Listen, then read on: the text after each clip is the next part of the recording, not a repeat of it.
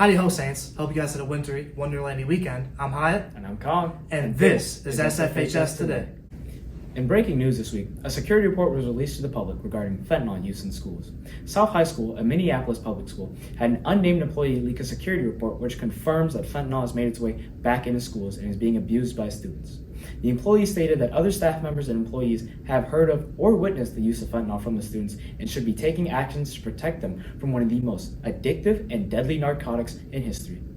MPS, or Minneapolis Public Schools, has issued a statement on the incident. Incident reports are internal documents and we want to respect student privacy. MPS, like so many other institutions, is unfortunately witnessing the impact of fentanyl.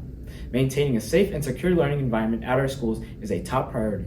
This year we budgeted for 2 additional drug and alcohol counselors in order to help support our students and their families who may be struggling with drug or alcohol addiction, per 5 Eyewitness News. In worldwide news this week, as everyone was celebrating the new year, Ukraine awoke to sounds of air alerts and more Russian attacks. Russian President Vladimir Putin has vowed to ramp up strikes on Ukraine, and the death toll in Ukraine's capital, Kyiv, has risen with 27 killed and 30 injured in the attacks. In Astro News, yesterday was Martin Luther King Day. Reporters Owen and Quinn went out to speak with the Multicultural Student Union and its many members on the importance of this day in history. Being at MCSU has taught me to kind of value community. In America, we are really big on individuality and accomplishing things by ourselves. But part of MCSU is kind of appreciating the whole picture, which is not just yourself. And that's one thing about Martin Luther King Day, is that he was really focused on banding together. Martin Luther King advocated the use of nonviolence to achieve equal rights for all, and especially, of course, for Black Americans who had been denied these rights ever since the end of the Civil War. And then I also thought by ensuring we provide these rights to everyone, we finally deliver on the promises of the Declaration of Independence and the Constitution. Martin Luther King is one of those people that he exudes peace. He changes the whole nation. He brought apart something to unify the nation in peaceful protest. And here's how we open the door. And like I said, bringing both Black people and white people together to show that we can be a unified nation. Because before that, we weren't. A lot of people thought we were, but no, we are all one Americans. And so we had that coming together. And so we finally, and I don't remember what date, but we finally came together and said, yeah, we should honor that. We should actually have a national day. So we had made an actual bill that said, yes, they will all be on Mondays, because the national government went, hey, you guys all deserve a 3-day weekend if we're gonna celebrate. In local news, in a continuation of last week, registration for classes is starting up. Reporter Haley Kingsteel sought counsel from the counseling office on what registration looks like for the upcoming school year. Have you ever wondered how classes are determined? Well, I went out to talk to some counselors and they gave me a crash course. So classes are determined based on what you sign up for. So the classes that you register for each year, that determines the classes that you'll get the next school year. That's why it's really important to go in and complete your academic planner. Yeah. It's really important to do that, and also to give some alternates. So some backup classes in case the classes that you did register for, you don't perfectly get into those classes. We need to have some backups to plop you in. Everyone needs 15 classes total, and then we want 5 alternates in the alternate section at the very bottom of your academic planner. You can fill it out for the entire 4 years. It should already be filled out from Futures Prep, but we want you guys to all go in and update it and make sure that you have the courses that you want. Technically, we're kind of calling registration week January 19th through the 26th. But if you wanted to go into your academic planner as early as today, you can. Students can ask their teachers, talk to their teachers about different courses they offer. And then online, there's also the student course guide available for students to look through, and you can read the class descriptions, any prerequisites the class might have, how long the class is in terms of trimesters, and Yeah. Looks like I better get planning. Now back to Maine. Along with that, Riley the reporter went out to speak with Miss Arnold on the AP European class and why students should sign up to learn more about the past kings and queens of Europe. If I asked you if Peter the Great or Louis XIV was the greater absolute monarch, would you be able to defend your answer?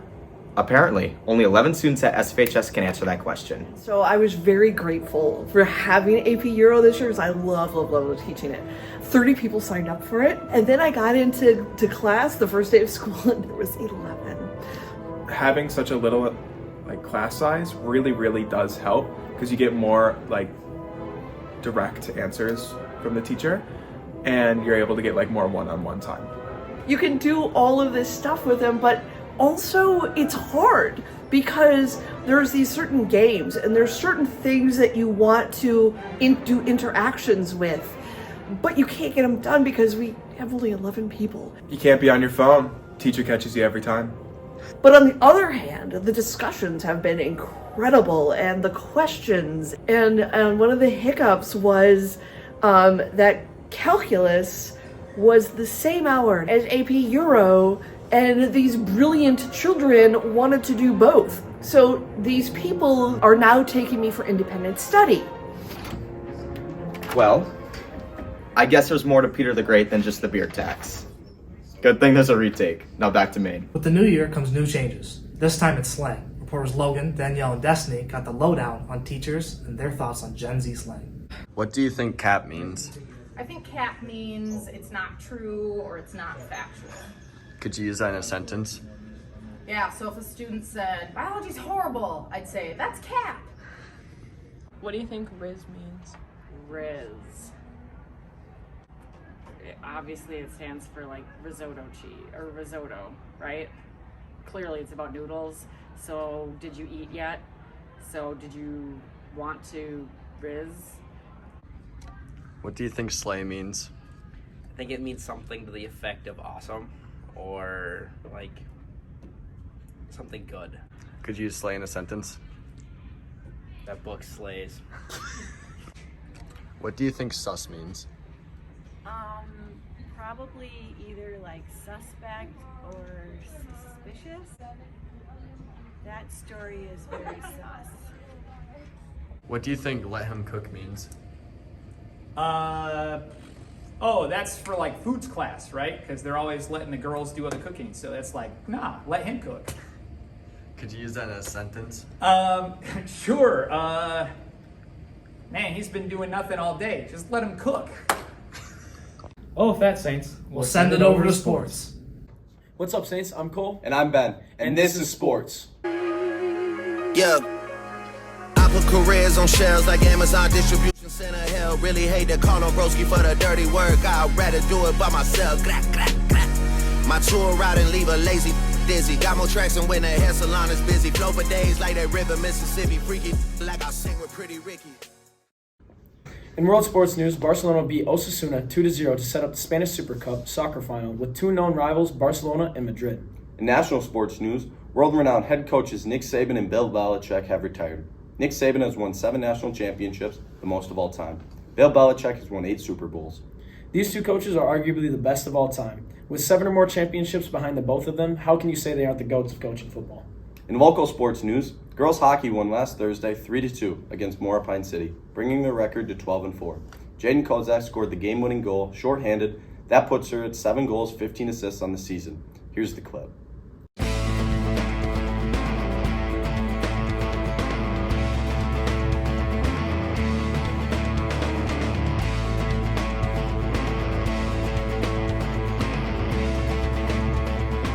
That last clip was insane. She deked the goalie and went backhand for the shot, put it top left shelf for Graham Keeps Cookies.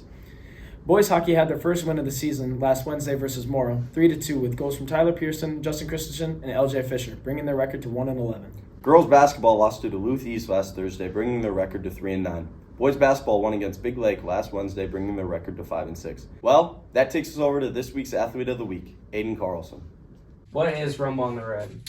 Rumble on the Red is a national tournament that both North Dakota and Minnesota teams go to compete at. The St. Francis wrestling team wrestled up at the Rumble on the Red over break, and we brought our varsity and JV up there. There were approximately 65 teams up in the Fargo Dome, and overall as a team we placed 5th with 3 individual place winners on the varsity team. It went pretty well. I'm pretty sure we ended up top 5 or top 6 in the whole tournament.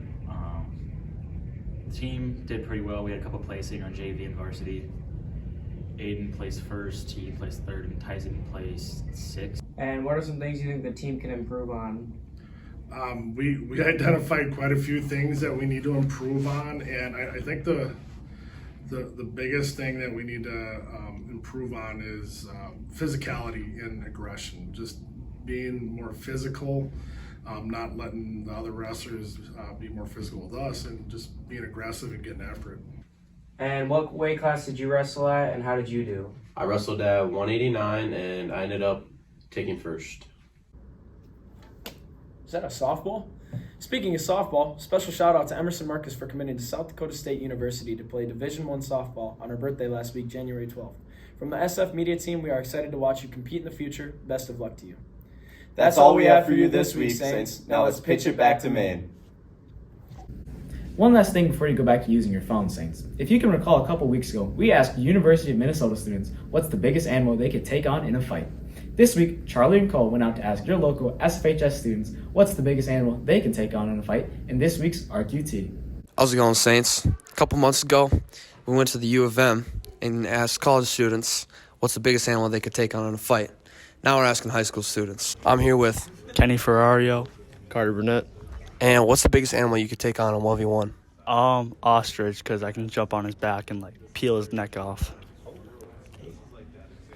I say alligator, because listen, if they on land, it's donezo. You know what I'm saying? Just wrestle them. It's easy. I'm here with Ava, Elena, and what's the biggest animal you guys could take on? rhinoceros, a bunny. Why is that? I don't know. I don't know either. I'm here with Mila, Leah, and what's the biggest animal you guys could take on? groundhog, like a rabid groundhog. So I'm here with Alex Sissa. And what's the biggest animal you could take on in a 1v1? An elephant. Why? Look at me, bro. I'll beat that elephant.